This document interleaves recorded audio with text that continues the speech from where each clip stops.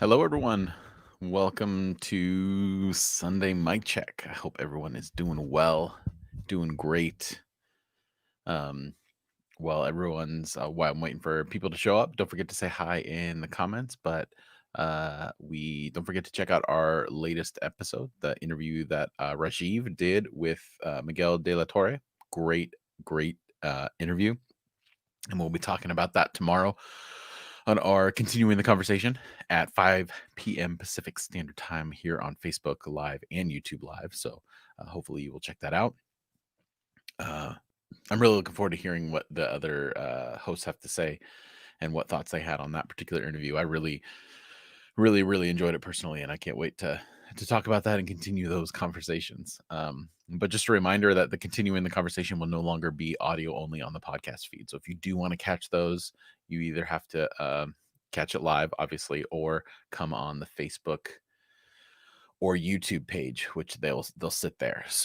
Um, so yeah, those are going to be available, and I'll remind everyone as we get through as well. Um, and then I have an announcement regarding the Sunday mic check that I'll wait a little bit later to get to as we kind of get a few more people, and then we'll follow up with some stuff on that. So if you're joining us, don't forget to say hi in the comments, and let's check in. How's everyone's week? What you doing? What you feeling? How you living? I don't know, whatever uh, question there is there. I know for me, it's been a super busy week. I'm in the midst of a transition, and I'm working two jobs right now, and it's and we had a big we're having a big birthday weekend for my daughters. So that's been a lot of fun. Janelle, hello. Welcome to the live stream. I hope you're doing well. Janelle, you're oh Sarah, welcome. Welcome. Janelle, your sticker is on the way. I haven't officially sent it out in the mail yet. Things got pretty busy this week, so I will send that. And for those of you that are here and you're like, what sticker? What is this all about? If you want, it's totally free. I just made a bunch of these up as kind of an experiment because I like playing around with logos and stuff, and I got a good deal on the sticker thing. But if you'd like one of these, just a round regular sticker, you can sorry, I had to focus everything correctly. Uh you can just message me here. This is all my social media handles, or you can email me at jeff@renecast.com and I will send you one. I'll get one going. Janelle, I live in halfway there. Uh, Woe on a living on a prayer. Yeah. Yeah. I feel you on that one for sure. Richard, good morning to you. I hope that you are doing well. So yeah, if you'd like one of those stickers, you can I have a grip of them. Like I have so many, it's ridiculous. It was like $9. I figured why not? If we ever can meet in person and we end up at some conference or whatever, it might be fun to hand out. I don't know. I'm just really proud of the work we do here. So if we can show it off, but not proud enough to ruin my pristine water bottle. I still have a thing with like putting stickers. Like I just like it. I like it clean. I like it sleek. Now maybe if it starts getting like dented and scratched really bad, I might throw a sticker on there, but um I'm weird like that. Also, I'm a master of typos today, so just skip over those. I feel you on that one too. I'm not a writer. I typo all the time, which is why I'm here live and which is why I started a podcast because there are others much better suited for writing words and stuff. And and sometimes saying words I have a difficult time doing too. So I guess I don't know. I don't know where I was going with that one. Um,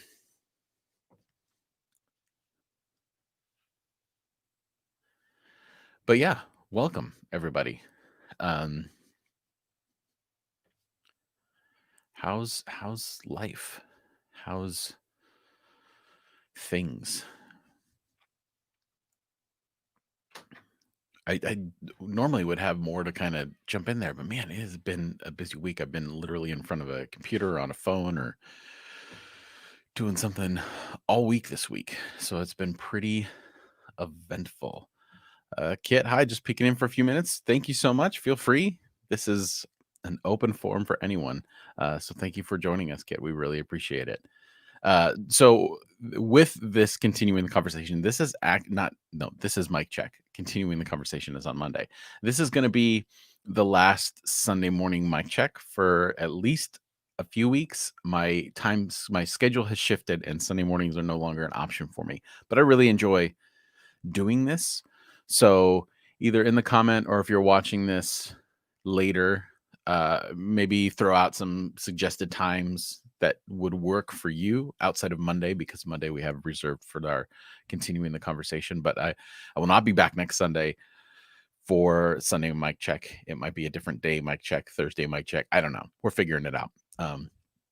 Well, I guess I'm figuring out. I just really like doing this personally. So maybe, I don't know, maybe I'll move it to my personal page. I don't know. But any of your thoughts would be helpful in terms of that. So as a reminder, no Sunday Mic Check for a little bit at least until we figure out the schedule, and it might not be Sunday anymore. Sarah, we had a tropical storm hit us in Connecticut. That's the right. I think so. We're out of power for a few days, but good now. Oh, wow. Okay. A few days. I'm glad to hear everyone's safe and that power was the least of your worries for that time. I live in California, so I don't we get rain and that's it. And I know everyone's like, well, every place has their thing, their natural disaster, but I can't imagine being where there's tornadoes or tropical storms or hurricanes or anything like that. Because I mean, at least in California, it's not like there's an earthquake season, you know? I think I've lived in California my entire life and I've been in 3 earthquakes. I think maybe 3. So I don't know. So I'm just glad everyone's safe. All that to say. Janelle, working and painting, being all emotionally vulnerable and spilling on people pretty much my past week. Hey, we do what we do. Oh, Sarah, skipped right past my friend in Daytona and hit you guys instead. Okay. Yeah. Yeah, we definitely need some rain here in California. It has been, well, I'm pretty spoiled where I live currently. I live like right on the coast. So all summer it hasn't I think it hit 80 one day, but most mornings I wake up, it's overcast, misty, cool. It stays around 68 to 73 in that range. So I can't complain, but I know overall we need some rain. Always in California we need rain.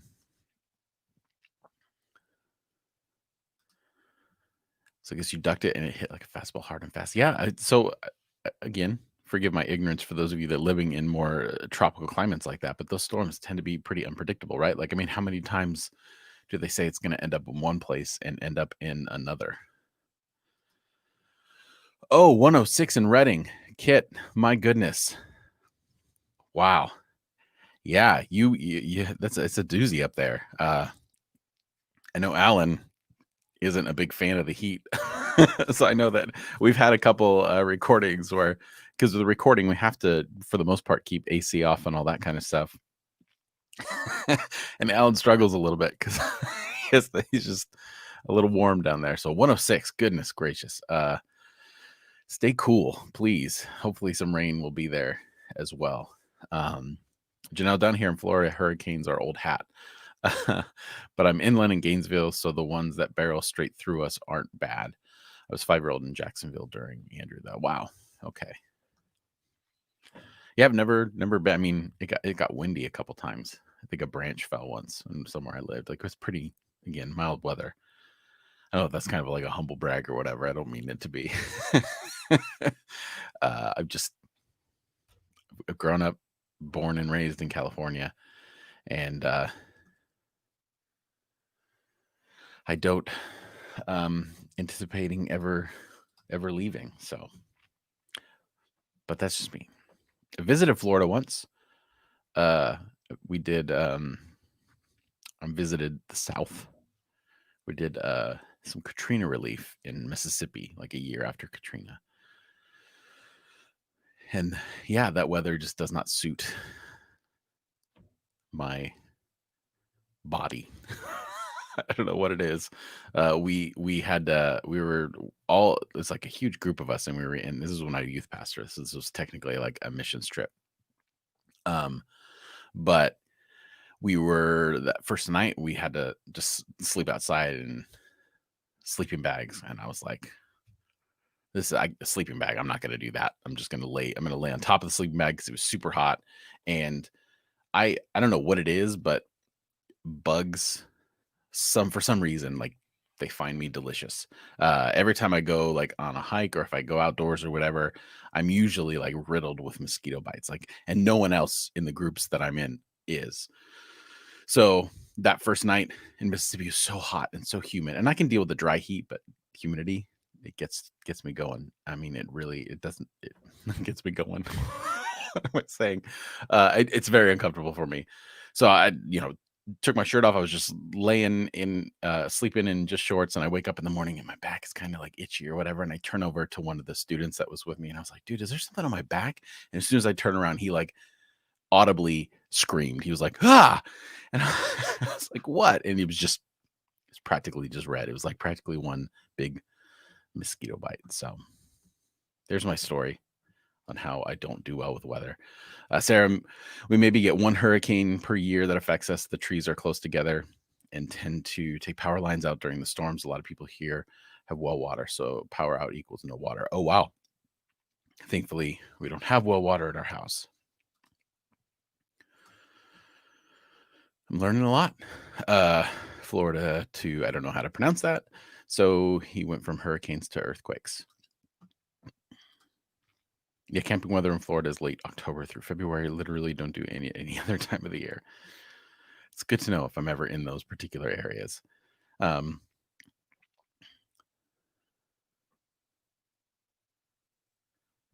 you say sometimes Christmas Day is 85 and muggy here. Oh my gosh. Yeah.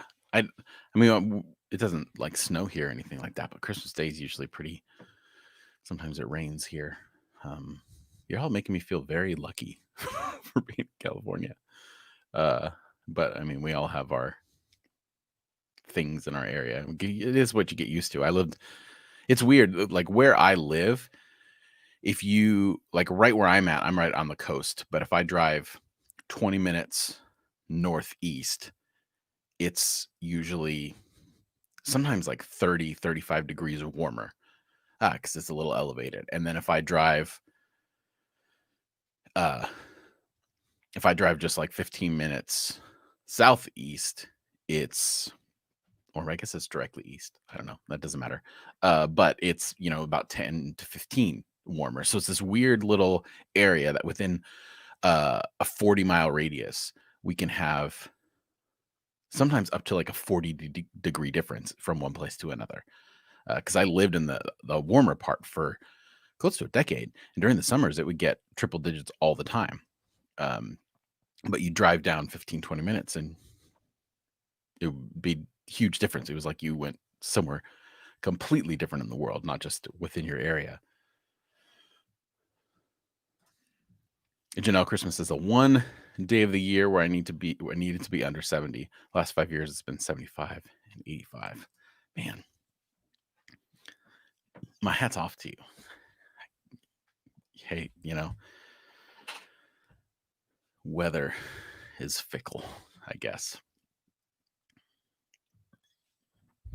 So so the summer, and then we have it's 106 in Reading. I think here it's gonna be like 68 or whatever. Yeah, the humidity. It's rough. I don't like sweating. I'm already all right. Maybe enough about my weather habits. How's everything else going? I'm glad everyone's safe from hurricanes. I'm glad that uh especially glad, Sarah, that you weren't without water or as well as power. We had a power outage here for like I don't know, it was maybe like a half a day. Maybe it was ended up being a full day, but I went nuts. I'm such a spoiled person. Uh if that happened now, I think my kids would go crazy. I don't know what they do without electronics. but they get that from their dad, I guess.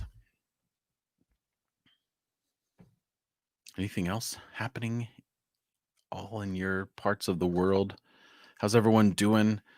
I know it's hard to believe some days, but we're still in the midst of a pandemic. Um, people still, I, you know, like when you're around kids and you're frustrated and you try to use better language. And I was at the store yesterday because I had to get some. Uh, oh, Alan, he forgot it was Sunday. That's a nice thing to forget that it's Sunday, especially when you're a pastor. Uh, thanks for popping in and saying hi, Alan. Enjoy the rest of your vacation. Forget about us for as long as you can, because eventually you'll be back.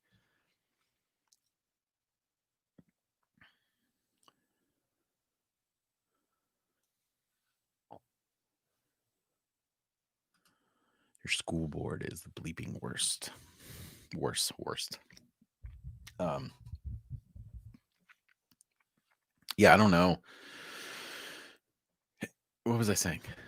Oh yeah, so I was at the store and I was coming back. I was just frustrated because people are wearing masks for the most part in my area, which has been nice. But a lot of people are just wearing the mask like off their nose or even like just on their chin. It's like, you don't breathe through your chin. So I was coming in, I was just frustrated and I was and I didn't want to call this person any names in front of my children. So I was just like, she's just walking around and I did like an impression and they thought I was the funniest thing ever. So like for the rest of the day, they were like, so what happened at the store? What did that lady with the mask on her chin do? And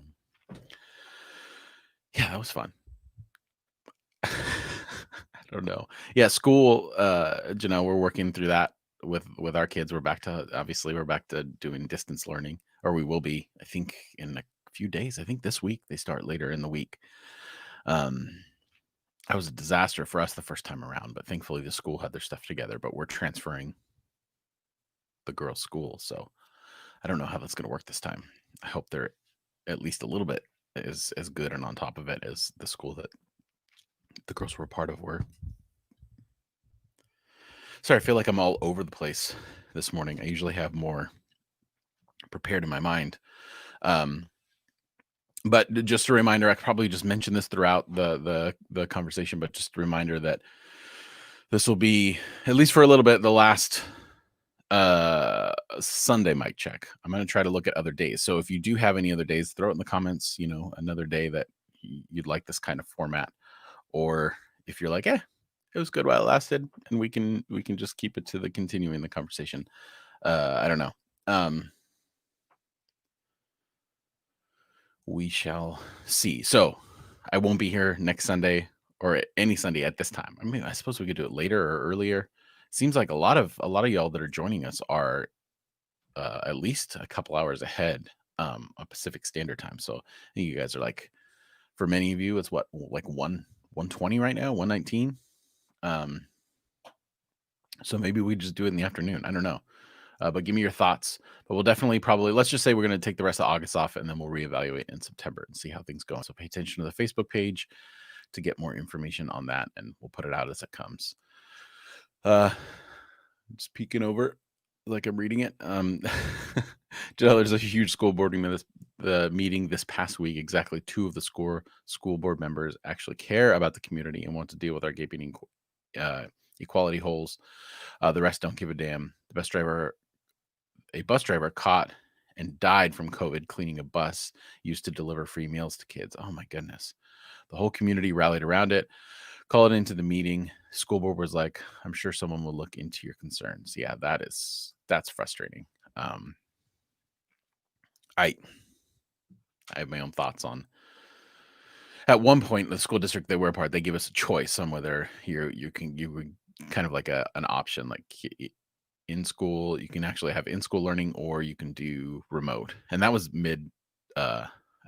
beginning of July is when they said that we were presenting this idea. But then as time went on and our numbers got bigger, and they were like, nope, we're just doing distance learning.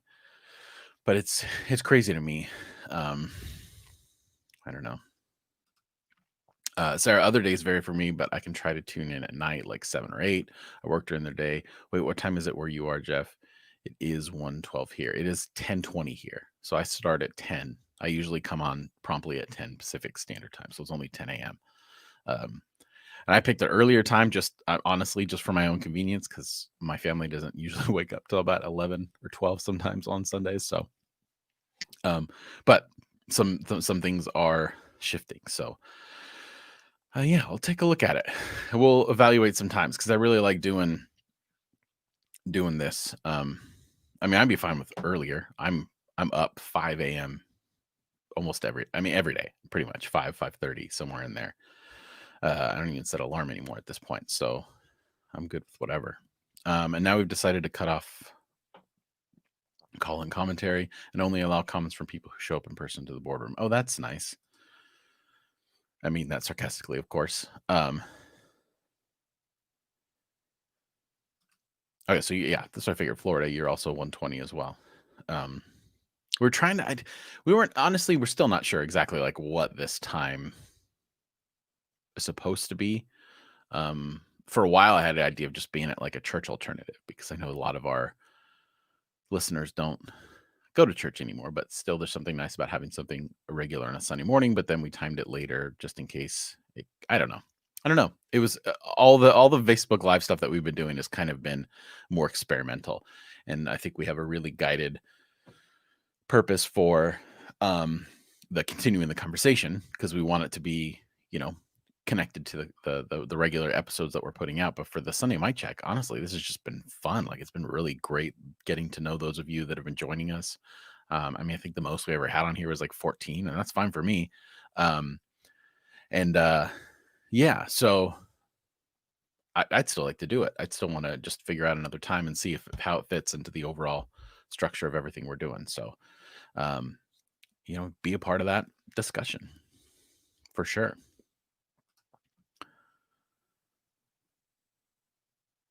Yeah, Sarah, that's exactly what I was thinking. They probably realize that the people who are trying to distance won't come in, and it's not as safe for sure. Like, I mean, maybe this is just me, but who wants to go to a school board meeting anyway, even when there isn't a pandemic? Who's gonna risk their health and their life for a meeting? Not me. Um, yeah, Sarah, exactly. And they have claimed it's because all the questions keep being the same, but that's happening because they aren't actually doing anything. Right.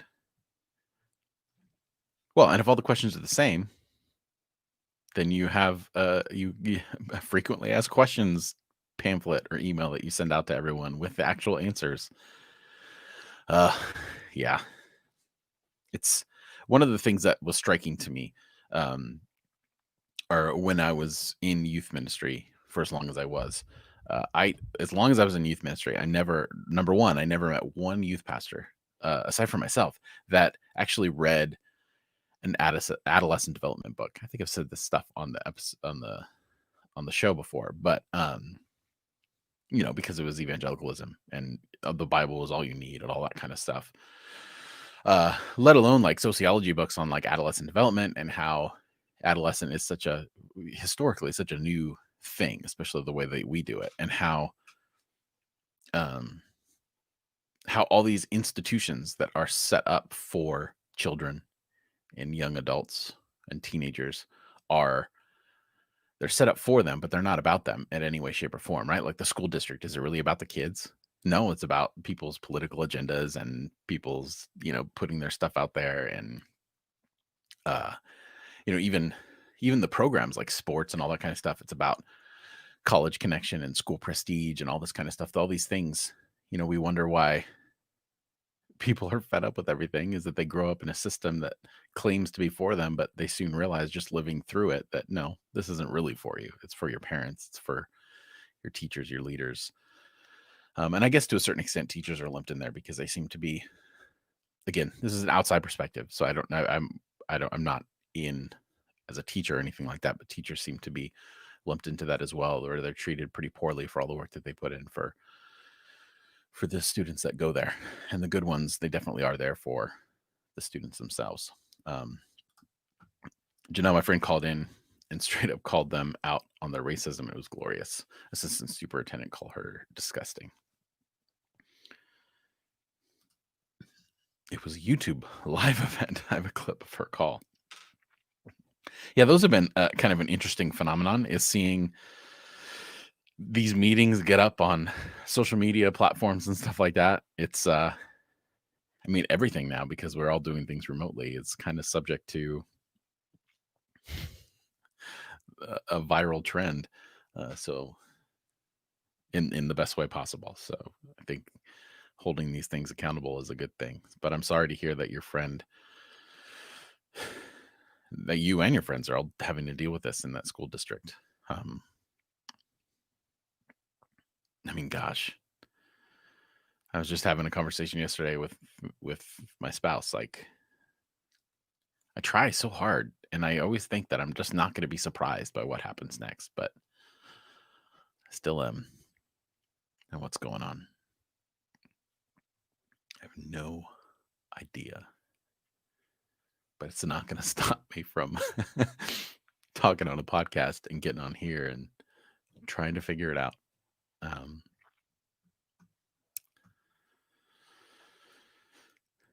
Yeah. So this is life. Still waiting on the world. Isn't that a song? Still waiting on the world to change. How's that? John Mayer, isn't it? I guess that's not really applicable because it's kind of I never really liked the lyrics of that song. It's kind of like if I remember right, it's like a passive kind of, there's nothing we can do, so we'll just wait for it to happen. I don't know. Well, I'm sorry that you're having to go through this with your school board. It's really frustrating, especially because it's just supposed to be for kids, you know?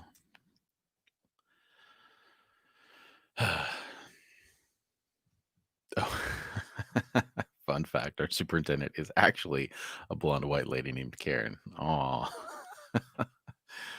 yeah. That's an interesting phenomenon too. How I've seen some interesting takes on the use of Karen as, yeah, I don't know.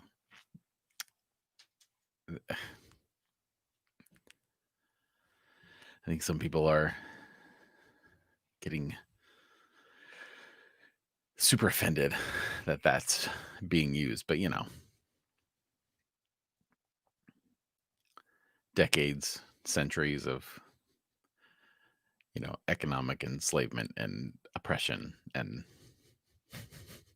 some people are just sad they're being called a name. Yeah, exactly, Janelle. I've heard that Karen is a racial slur. You know what? And if if all things were even, maybe you could make that argument, but clearly things are not even, and we're not dealing on a level playing field. So this reverse racism stuff is just, I mean, I get it. I to a certain extent. I mean, no one wants their name to be associated with that, because I know some good Karens in my life. And I know that my name, Jeff, I mean, it's a pretty standard white boy name. Maybe like mid-tier white boy name. It's not like Todd or Chad or Ken or something like that. But I'd be mildly irritated if my name turned into a thing. But at the same time, okay, it's if I understand where it's coming from, you know, maybe Jeff will become the new derogatory term for white boy podcasters that think they know everything. That would be fun. Because there's a lot of us out there, right? Like that's just waiting to be, especially in our little niche of whatever we call this, progressive Christianity, post-evangelicalism. There's a lot of Jeffs out there. I went to high school with a guy whose actual name was Chad Brock. Wow, that's a good one, Chad Brock. Uh, I like that. I like that. Yes, please. This is great. We will make Jeff a progressive slur. Yes, I mean it pretty much it's just the natural progression of the the new the new stereotype. I mean, before like what late 90s, early 2000s, the standard was goatee, plaid shirt, cargo shorts, flip flops. Um, it was kind of the Theo Brogen kind of look, right? Now it's just a little hipster with a microphone, whatever. It works out. I love it. I don't know. Maybe I love that now because it's hypothetical, but if it actually happens, we'll see. It'll either like skyrocket the popularity of the show because people tune in, or it'll just plummet and the rest of the hosts will agree to kick me off and they'll take over and will erase my existence from the history of the show. But we shall see. Let's see where that goes. Uh, but Sarah the Bible Project had a podcast video recently discussing apocalypse, how every generation thinks it's the end of the world when bad things happen. Every so often this year when something else bad happens, I don't think it's an end of the world thing, but maybe. Chad Brock sounds like a jock name from a low budget movie. Poor guy. Yeah, it does. Was that I've been seeing a lot of clips on it because Chris Evans was in it. It's like one of those parody movies, the Not Another Teen movie. That's exactly Chad Brock. That's exactly like the football player name for sure. But yeah, that's interesting. The Bible Project thing, Sarah. Yeah, I mean everyone has their deal. I mean, I grew up in a Pentecostal tradition, and every Sunday I was hearing about how it was the end of times and that it was coming soon. Uh, Predictions about the turn of the century was a big one. The Y2K thing, all over the place. I think I've said this on the show too, but I worked in a Bible bookstore at the time. And leading up to Y2K, like we just had a flood of books about the end of the world and how it was going to usher in this and that. And then the next day we had a New Year's Day sale, and all these books were just piled up for like 50 cents. Uh, Sarah, yep, Chad Brock was indeed a football player and a redneck, small rural town. I guess those things go hand in hand, right? Either that or you can't play football because you're too busy on the farm or whatever. I don't know. That's mean. But it is what it is. Yeah. So I've never bought into the whole end of the world thing, but this year I've had my moments where I'm like, maybe at the very least it might be the end of this experiment we call America. But who knows? Who knows what's going to happen? But yeah, and there's a resurgence of it. So I've been fascinated with it, and this is before the current, Trump thing about TikTok. But I've been kind of I haven't really done any TikTok. I've just been scrolling through the For You page or whatever. So I guess that's kind of like a little lame. I'm just consuming, not participating. But it is what it is. So anyway, but I've been really fascinated by what makes that For You page. I guess it's like the popular page, and how much of a mix it is. And for me, it's like when anything comes up that's evangelical based or whatever, like it feels like such a throwback to when I was in high school. Like the ideology just has not changed or evolved in many ways at all. Still the same. Like there's a lot of these TikTok accounts that are doing like apologetics. They'll show a clip and they try to do these like little arguments, like, and it's just like, man, nothing has changed. It's really fascinating. Just that whole subculture over there on TikTok. Really am fascinated by it, and I'm enjoying watching that whole thing play out, assuming it's around, according to Trump. Janelle, it may not be the apocalypse, but I think we could say it's an apocalypse. Yeah.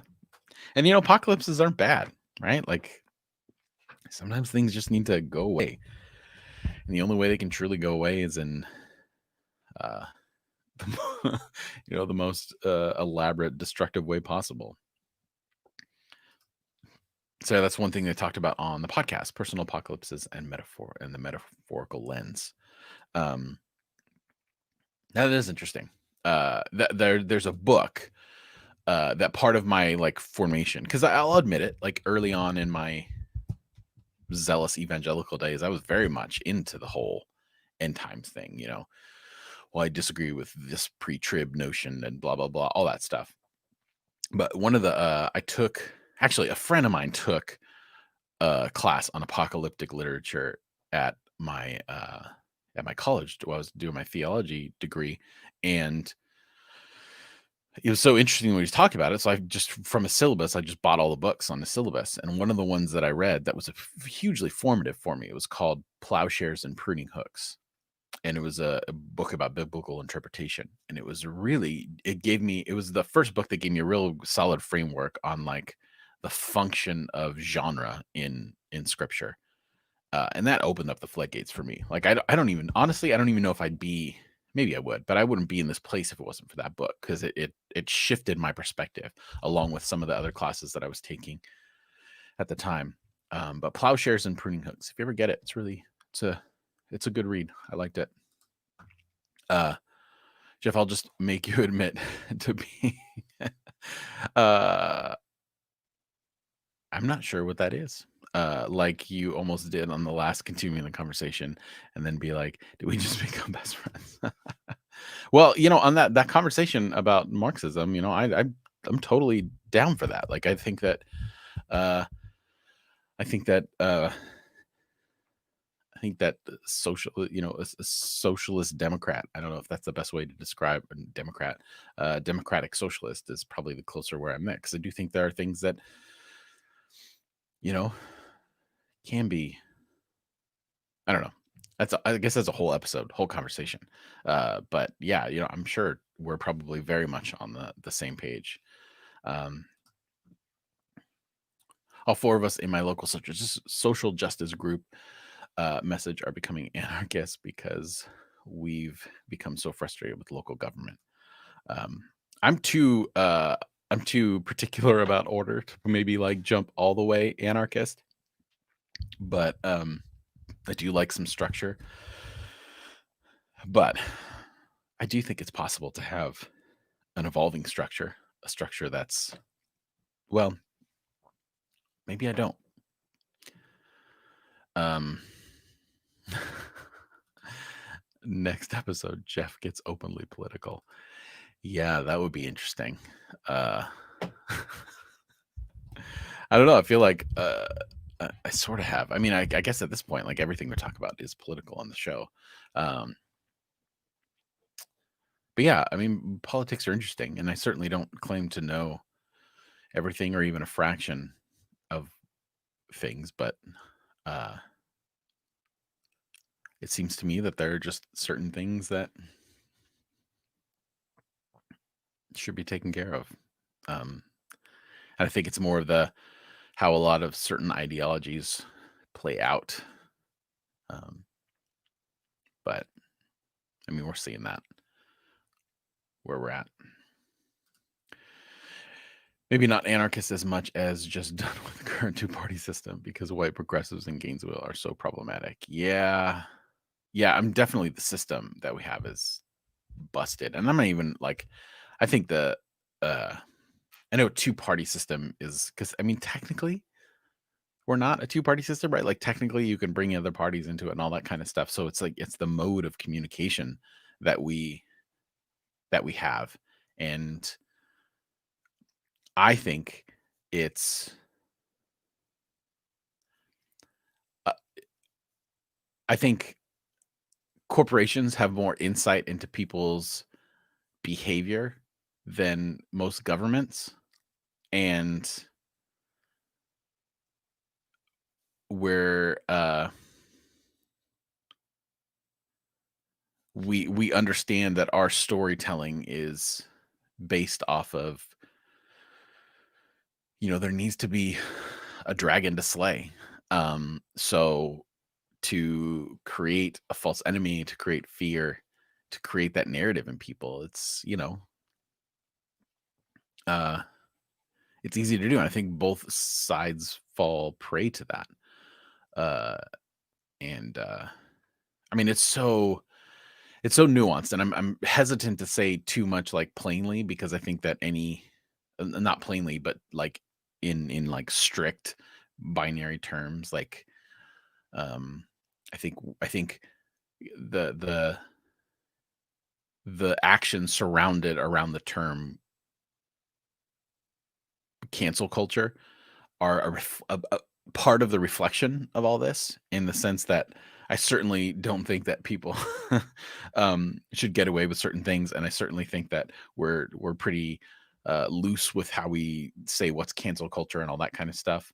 But I do think it's a reflection of something bigger of this, like, our narratives are one or the other. Our narratives seem to be like, you're this side or this side, and it's very reminiscent to me of um evangelicalism when I grew up. It's very triggering for me in that sense, is that you're either for this or against this, and there's no middle ground or nuance. And that was part of the whole genesis of the podcast in general, was to create conversation. Um, so yeah. Sarah, the last Irenicast podcast, they spoke about how when people have nothing to lose, they go to more drastic means of change. A friend from high school, beat down a Blue Lives Matter sign in our town. She was just fed up at this point with the support for that counter movement in our town. We aren't a two-party system, but big money goes into those two parties, and there's a bit of a monopoly in politics, making it hard for other parties to get attention. 100%. I mean, yeah, absolutely. Like, we are in practice a two-party system. I agree with that. I mean, you can't deny that. I mean, when was the last time, other than a Republican or Democrat, that they held any kind of significant office? But I think it seems to be, I don't know. I'm not even sure how to articulate it. I really haven't thought through the whole thing. Um, oh, Janelle, dragons are my friends. Don't slay the lizard babies. I apologize for offending dragons and lizards of all shapes and sizes. My wrestling podcast friend, when the podcast was still pop culture, they did a whole episode on how much cancel culture sucks. Yeah, yes and no. Like, that's the thing, is like, maybe we should do an episode on cancel culture, but I think that it's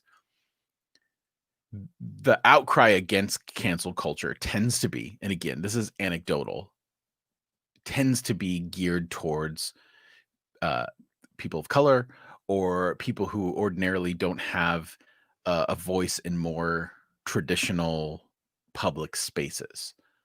So when they're like, hey, we're speaking truth to this power, because celebrities are a form of power in our nation.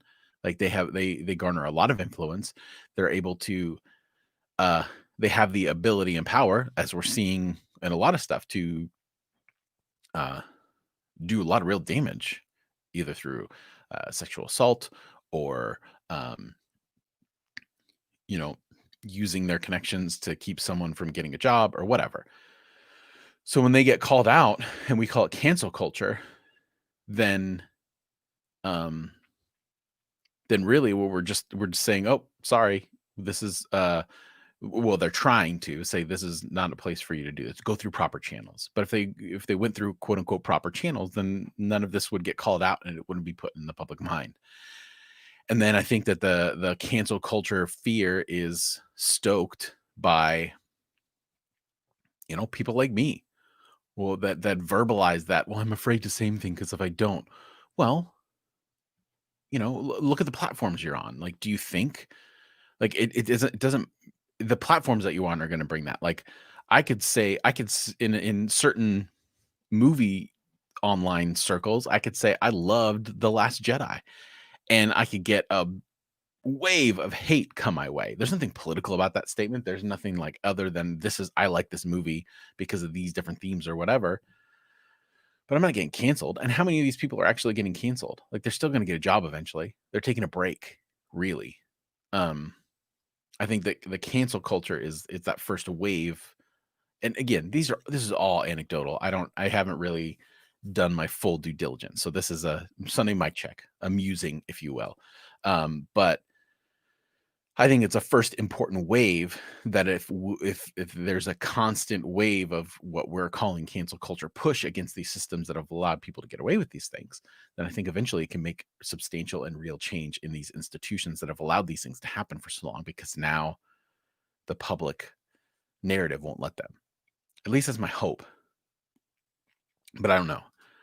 They specifically talked about how it sucks when people dig up dirt from like 20 years ago on people who have changed since and want to cancel because of that.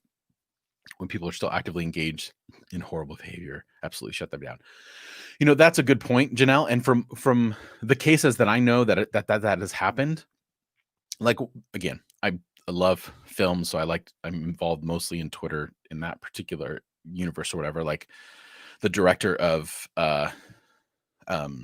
Guardians of the Galaxy, James Gunn, was fired for that very reason. They dug up an old tweet on what he did, and he was fired from the third movie, went on to something else, but eventually rehired. A long, big story, but it's really interesting. But I think that came about as people using cancel culture of the narrative. So that was from people from a certain segment of the right that were fishing for those things to discount people who were standing up for the actual injustices that were happening. So I think that any movement in society can be turned around, and there are people who are going to try to sabotage it to discredit the whole thing. And I think that specifically when you're talking that people digging up things from 20 years ago, I think that's true. But I also don't think it's a monolith. Like I think that, sometimes those things are dug up from 20 years ago and they've done such a good job with their PR to kind of highlight that. But then there's a lot of like open secrets in certain industries. And so, yeah, I do think it needs to be taken a case by case for sure. But I think that the overall movement of quote unquote cancel culture is being, for the most part, corrupted by people who have a lot to lose. And I think that I don't know if that's fully explaining what I'm trying to get at, but they stopped doing pop culture because the toxic fandom thing that happens when people voice an opinion about Star Wars or something. I mean, that's 100% true. Like we've got until recently, until this last week, we got this weird email from into Irenicast, but for the most part, I've gotten more hate for the few episodes of Divine Cinema that I've done, giving my opinions about movies and stuff, than I ever have doing what we do on this show, like challenging evangelicalism. But maybe we haven't quote unquote made it yet. Sarah, I think the measure of has this person changed for the better or can they learn is important. Think about comedy, early YouTube comedy, for example. You'd be shocked to most of us today, but most, not all, those people have changed the way that they talk because of how people started to react when they said it. I certainly think that. And I think that the way that someone apologizes when they are called out makes a big difference. I know that there's a YouTuber recently that kind of got called out, but it was still relatively recent that he was putting stuff out that was, I don't want to say questionable because I think that's too light, but racist. So yeah. And I think that we don't want to conflate those with free speech, right? They're going on platforms that they know can take them down anytime. Like that's why when I'm giving people advice on starting a podcast, and even with our podcast, you'll never hear me say subscribe to us in like Apple Podcasts or Stitcher or whatever.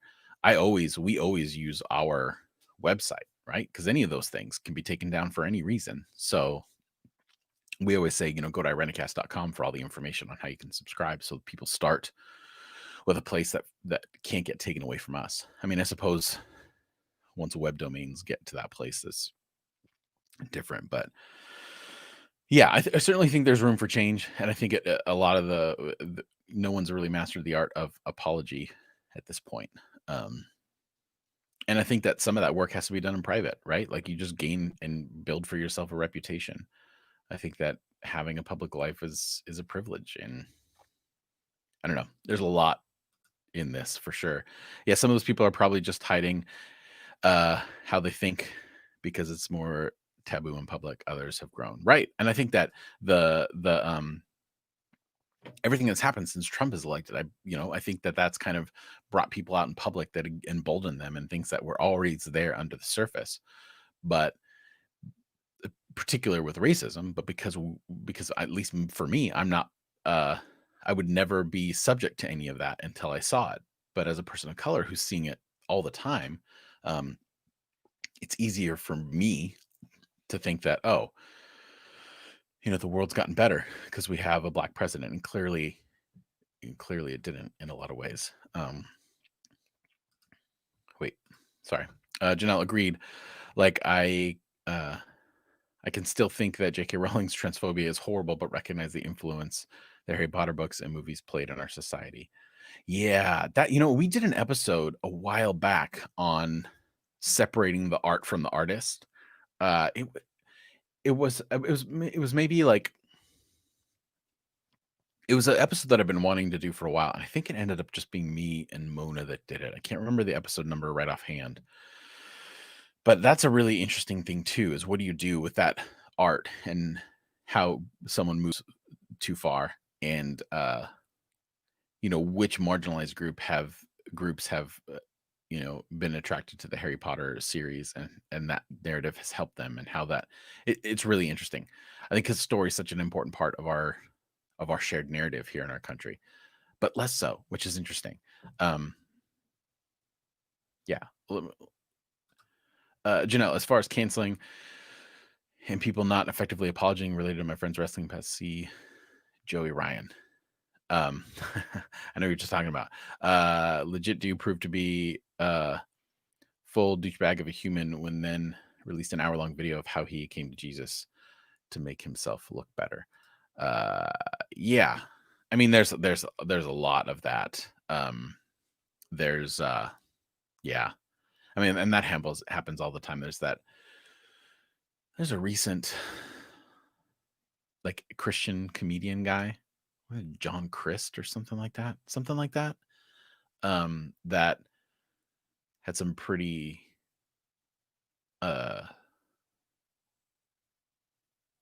legitimate accusations against him in terms of his treatment of women and what he was like on the road, and he took his time off or whatever.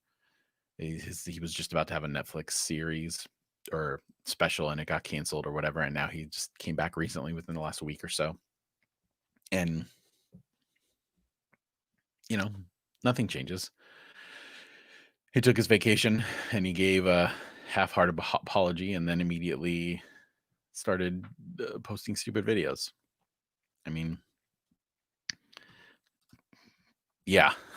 Sarah the Jesus card. I mean, gosh, how many times people know their base, man. Okay, yeah, Janelle, that's right. So yeah, I know who Chris is. Never heard the full story, but I know he was in rehab or something for a while. Yeah. Again, he did his thing. Like, and I saw this all the time in youth pastor circles, where youth pastor would have inappropriate relationship with someone, but they were given quote unquote grace and just let to go on to a new position. There's a quote unquote local scandal at one of the churches where I live right now a couple months back, and the pastor resigned, and I told someone who was reporting on the story, I said, keep their name in a Google search, because I guarantee you in about 4 to 6 months, it's going to pop up as the pastor of a new church somewhere away from the area, and it'll just be like business as usual. It happens. And if you give your I came to Jesus repent thing, then it's like catnip for uh some circles, like, oh, God is good. He forgave them. That old chestnut. What a world we live in. But if it wasn't for a cancel culture like that, I feel like those names would be allowed to go off into the distance and then research later, and then things would just move on as possible. So I do think that, and again, I don't like using the word cancel culture because I think that that's a somewhat derogatory name for what, like, a legitimate movement of people finally having a voice to call out power. So yeah. But I don't know. I'm still working through it too, because I do see the other side of it too, in terms of like, this person did this one thing or has this one view, and now you can't be a part of it. Like, I mean, there's definitely extremes when it comes to that. But yeah, I just don't want to be the kind of person that I want to be the kind of person that, as I continue to grow older, that I was just having this conversation with my wife yesterday. I don't want to immediately discount something because it makes me feel uncomfortable, or because or it's not the way that I did it, or it's not familiar to me. I want to give things a chance. And yeah, I don't know. We'll see. With Joey Ryan, there's a ton of accusations of sexual assault and the harassment that came out as part of the Me Too movement in the wrestling world. Friends podcast did an episode on it. It was super triggering, but when you told me about Ryan playing the Jesus card, triggered me more stuff. Yeah, I'm familiar with the Joey Ryan story. There's been a recent, like within the past couple months, surfacing of certain allegations from prominent people. I mean, the ripples are still there in industries that are coming up, and I'm surprised it took this long for the wrestling industry in particular to be brought to the forefront like this. But yeah, and I mean, that talk about a unique, interesting industry, like, and the history that it has, and just the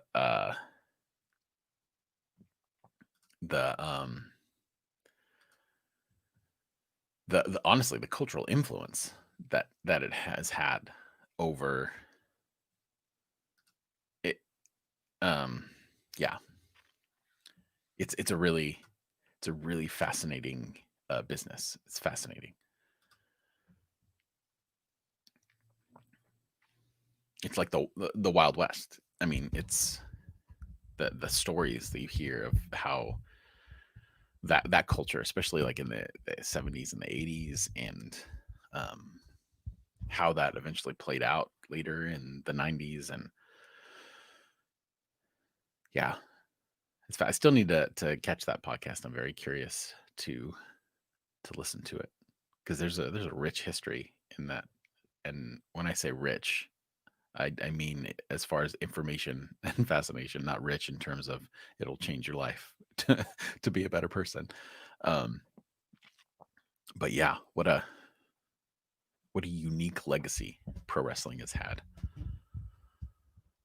on, I would argue, public life in general, and that the most prominent influence being, I don't know, I'm getting super nerdy there, so stop me. There's only 2 people left in this conversation, so but that's fine. That's fine. But in terms of like public persona and reality television show, and the whole wrestling industry and standard of like, it's of kayfabe, how much do you live your character out in the real world? you know because for the longest time in that industry, there was no who you were in that ring. You were in public. Like you wouldn't reveal the secrets. You kept that thing going. And I think that you see that with these reality stars who've created these personas that wherever they go, they keep that persona. It's very pro wrestling. Anyway, full respect for not wanting to cancel because of discomfort. I specialize in spaces of discomfort. I joke, half joke because it's actually true, but that my comfort zone is everyone else's discontent. So,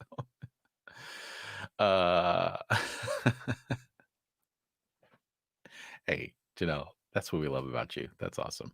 Dalton Castle and his cats. Yeah. Yep. There, there's, yeah. Still, I've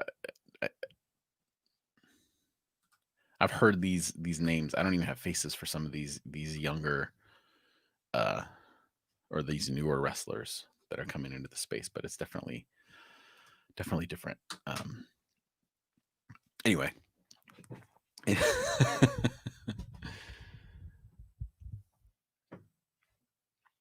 Yeah, very few people do. I mean, it's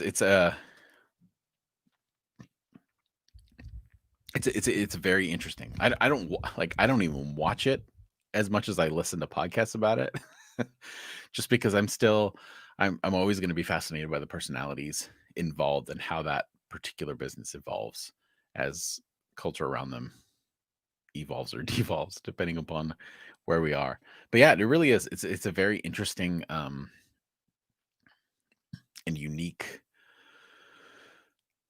person that wants to get into that particular field.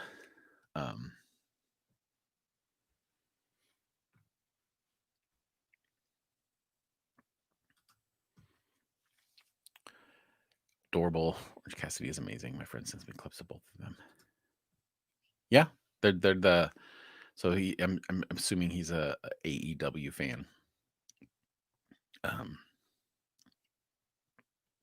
Yeah. All right. Well, we've talked Marxism, wrestling, cancel culture. This has been a good one. So I just want to remind everyone that this, for at least for through August, we won't have a Sunday Mic Check, at least at a regular time. I've been very consistent with the time. Maybe I'll pop in every now and then just to kind of see what happens, but I would like to have some sort of consistent time. So we'll figure it out. So please feel free, send me your messages, thoughts. You can do it here. I mean, at this point, it's pretty much a me thing. I know other people might pop in when they have a chance, but yeah, I've enjoyed it. So maybe we'll figure how that works. Janelle, yep, he doesn't really do WWE. Yeah, AEW's. I've watched a couple of them. They seem pretty good. But they have their WWE stamp. Anyway, so I think that I'll call it for this week. Janelle, have a great day. Anyone else who's still on the stream, you have a good day as well. We will keep posted to the Facebook page to find out kind of where Sunday Mic Check or Mic Check is going to end up, and we will figure it out. So have a good rest of your week, and don't forget to join us tomorrow for our continuing the conversation on Rashiv's interview with Miguel de la Torre. Great interview if you haven't listened to it yet, and I'm excited to talk to the rest of the hosts about it. I had 3 people popped on. Thanks for popping on. But we're calling it a day for this week. And yeah, thank you all for listening to the show, for participating in the things that we put on Facebook. This has just been it still is. I'm not saying it like it's going to end or anything, but this work that we do is so enriching. So thank you to everyone who participates in it and makes it awesome. Have a great rest of your week and take care.